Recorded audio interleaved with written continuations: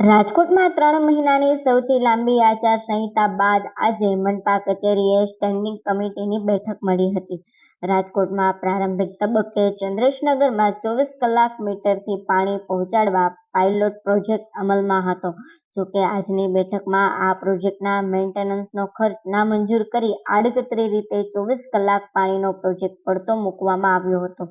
જ્યારે મનપાની શિક્ષણ સમિતિ સંચાલિત તમામ 26 સ્કૂલો સહિત 27 બિલ્ડિંગોમાં ફાયરના સાધનો લગાવવા સહિતની ₹191.37 કરોડનું કુલ 56 દસ્તાવેજો મંજૂર કરવામાં આવી હતી. તો જોઈએ આગળ વિડીયોમાં કે શું છે સમગ્ર ઘટના.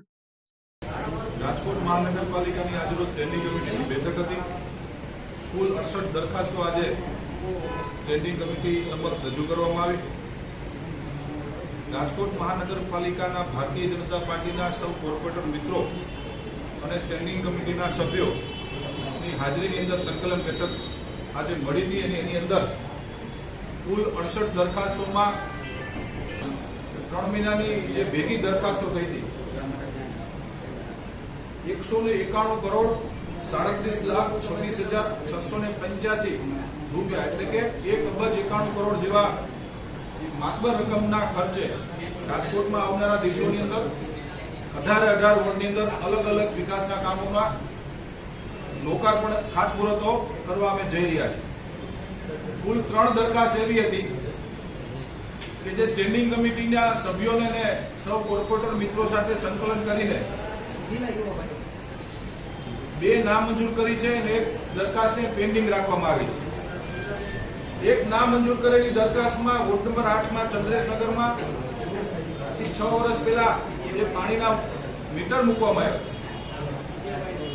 હાલ એ મીટરને ઓપરેશન અને મેન્ટેનન્સ કામ અંગે ખાલી એક સોસાયટી પૂરતા હતા, પરંતુ એ ઓપરેશન અને મેન્ટેનન્સનો જે કોન્ટ્રાક્ટ હતો એ નામંજૂર આજે કર્યો છે, કારણ કે હવે હાલ પૂરતી ખાલી એક સોસાયટી પૂરતું પ્રારંભિક તબક્કે ફોર ટ્રાયલ મહાપાલિકાએ 2017-18માં એક્ઝેક્ટ મને સાલ યાદ નથી, પણ એ સાલની અંદર એ વર્ષની અંદર મીટર મૂક્યા હતા.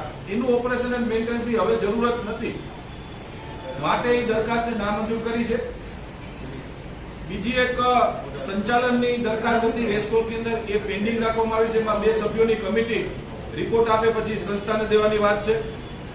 અને ત્રીજી દરખાસ્ત સર્વેશ્વર ચોક અને રાજકોટના અલગ અલગ વિસ્તારની અંદર મલ્ટી લેવલ પાર્કિંગની 2010ના સ્ટેન્ડિંગ કમિટીના ઠરાવને 2024માં મૂકવામાં આવી હતી દરખાસ્ત.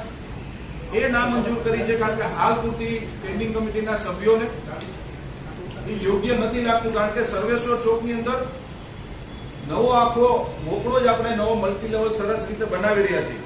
એ દરખાસ્તને આપણે નામંજૂર કરી છે. કુલ મિલાવીને 68 માંથી 2 દરખાસ્ત નામંજૂર છે. 66 દરખાસ્ત માંથી 1 પેન્ડિંગ છે. બાકીની તમામ દરખાસ્તો મંજૂર કરવામાં આવી છે.